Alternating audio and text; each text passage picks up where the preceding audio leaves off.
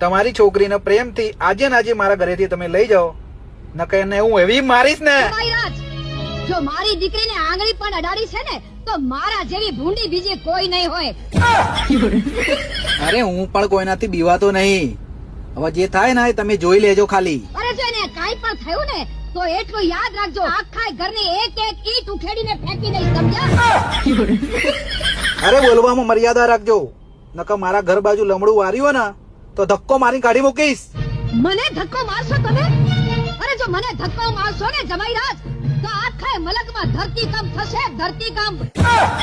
અરે સાસુમાં ઠંડા પડો યાર, તમે તો યાર જબરા શરાબનો બાપ આલવા માંડ્યા.